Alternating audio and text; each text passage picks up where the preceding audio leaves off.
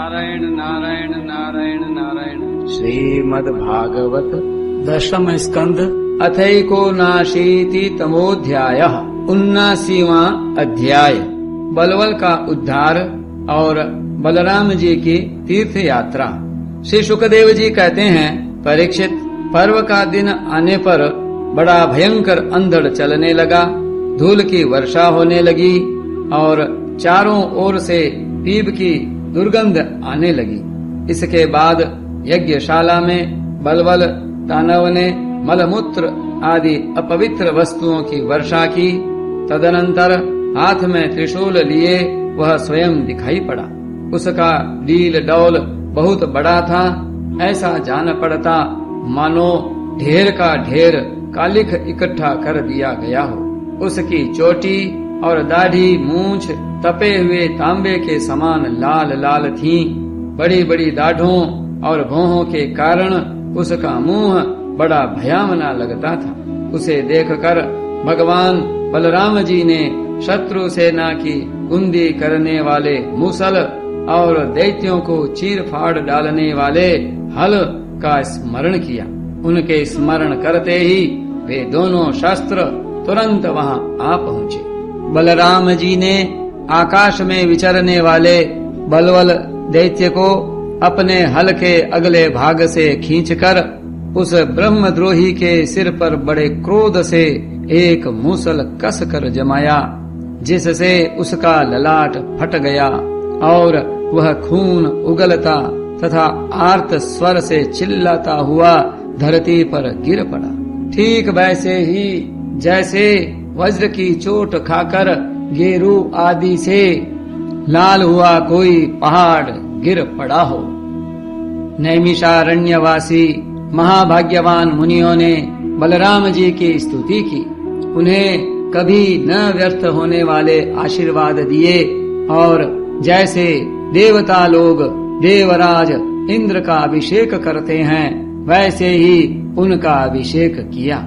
इसके बाद ऋषियों ने बलराम जी को दिव्य वस्त्र और दिव्य आभूषण दिए तथा एक ऐसी वैजयंती माला भी दी जो सौंदर्य का आश्रय एवं कभी न मुरझाने वाले कमल के पुष्पों से युक्त थी। तदनंतर नैमिषारण्यवासी ऋषियों से विदा होकर उनके आज्ञानुसार बलराम जी ब्राह्मणों के साथ कौशिकी नदी के तट पर आए।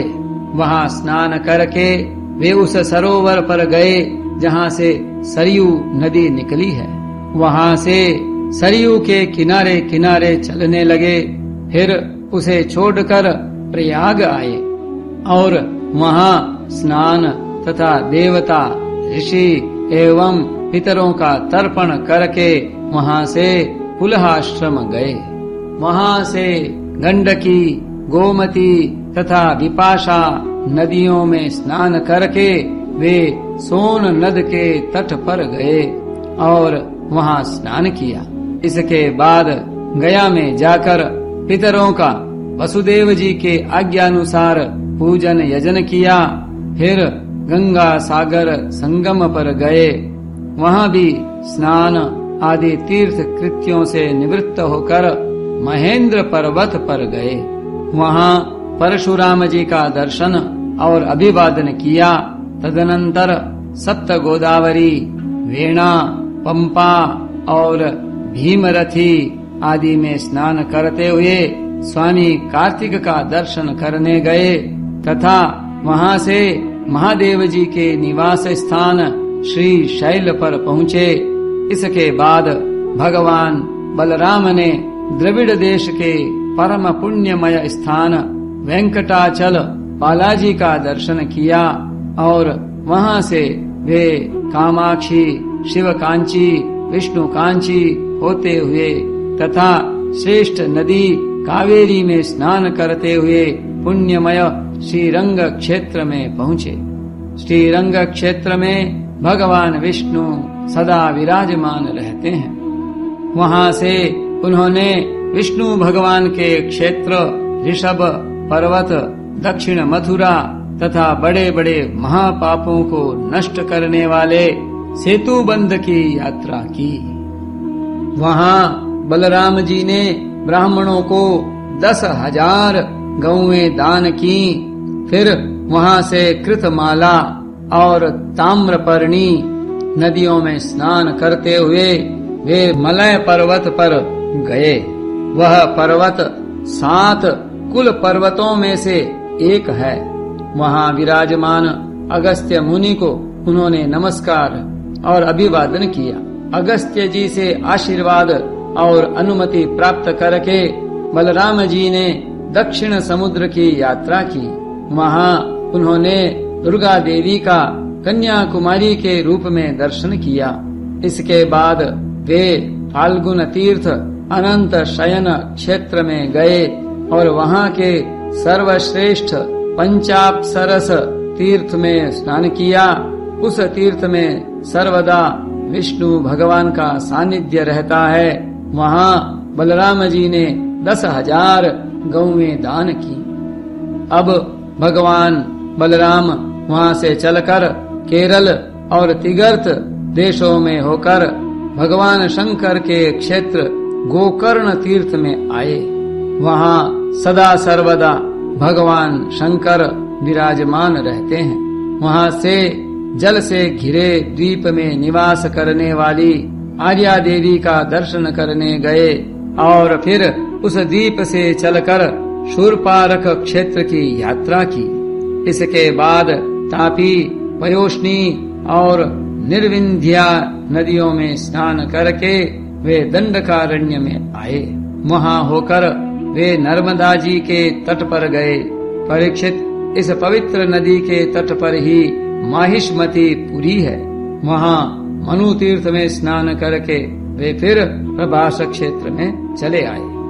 वहीं उन्होंने ब्राह्मणों से सुना कि कौरव और पांडवों के युद्ध में अधिकांश क्षत्रियों का संहार हो गया। उन्होंने ऐसा अनुभव किया कि अब पृथ्वी का बहुत सा भार उतर गया। जिस दिन रणभूमि में भीमसेन और दुर्योधन गदा युद्ध कर रहे थे, उसी दिन बलराम जी उन्हें रोकने के लिए कुरुक्षेत्र जा पहुँचे।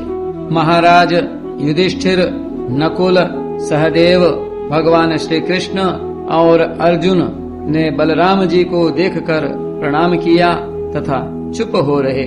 वे डरते हुए मन ही मन सोचने लगे कि ये न जाने क्या कहने के लिए यहाँ पधारे हैं। उस समय भीमसेन और दुर्योधन दोनों ही हाथ में गदा लेकर एक दूसरे को जीतने के लिए क्रोध से भरकर भांति भांति के पैंतरे बदल रहे थे।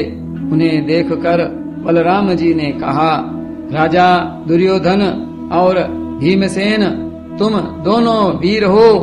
तुम दोनों में बल पौरुष भी समान है। मैं ऐसा समझता हूँ कि भीमसेन में बल अधिक है और दुर्योधन ने गदा युद्ध में शिक्षा अधिक पाई है। इसलिए तुम लोगों जैसे समान बलशालियों में किसी एक की जय या पराजय नहीं होती दिखती। अतः तुम लोग व्यर्थ का युद्ध मत करो, अब इसे बंद कर दो। परीक्षित, बलराम जी की बात दोनों के लिए हितकर थी, परंतु उन दोनों का वैर भाव इतना दृढ़ मूल हो गया था कि उन्होंने बलराम जी की बात न मानी। वे एक दूसरे की कटु वाणी और दुर्व्यवहारों का स्मरण करके उन्मत्त से हो रहे थे। भगवान बलराम जी ने निश्चय किया कि इनका प्रारब्ध ऐसा ही है, इसलिए उसके संबंध में विशेष आग्रह न करके वे द्वारका लौट गए। द्वारका में उग्रसेन आदि गुरुजनों तथा अन्य संबंधियों ने बड़े प्रेम से आगे आकर उनका स्वागत किया। वहां से बलराम जी फिर नैमिषारण्य क्षेत्र में गए। वहां ऋषियों ने विरोध भाव से युद्ध आदि से निवृत्त बलराम जी के द्वारा बड़े प्रेम से सब प्रकार के यज्ञ कराए। परीक्षित, सच पूछो तो जितने भी यज्ञ हैं वे बलराम जी के अंग ही हैं, इसलिए उनका यह यज्ञानुष्ठान लोक संग्रह के लिए ही था। सर्व समर्थ भगवान बलराम ने उन ऋषियों को विशुद्ध तत्व ज्ञान का उपदेश किया, जिससे वे लोग इस संपूर्ण विश्व को अपने आप में और अपने आप को सारे विश्व में अनुभव करने लगे। इसके बाद बलराम जी ने अपनी पत्नी रेवती के साथ यज्ञांत स्नान किया और सुंदर सुंदर वस्त्र तथा आभूषण पहनकर अपने भाई बंधु तथा स्वजन संबंधियों के साथ इस प्रकार शोभायमान हुए जैसे अपनी चंद्रिका एवं नक्षत्रों के साथ चंद्र देव होते हैं। परीक्षित, भगवान स्वयं अनंत हैं, उनका स्वरूप मन और वाणी के परे है। उन्होंने लीला के लिए ही यह मनुष्यों का सा शरीर ग्रहण किया है। उन बलशाली बलराम जी के ऐसे ऐसे चरित्रों की गिनती भी नहीं की जा सकती। जो पुरुष अनंत सर्वव्यापक अद्भुत कर्मा भगवान बलराम जी के चरित्रों का सायं प्रातः स्मरण करता है, वह भगवान का अत्यंत प्रिय हो जाता है। यो अनुस्मरेत रामस्य कर्माण्यद्भुत कर्मणः सायं प्रातरनन्तस्य विष्णुः स दयितो भवेत्। नारायण नारायण नारायण नारायण।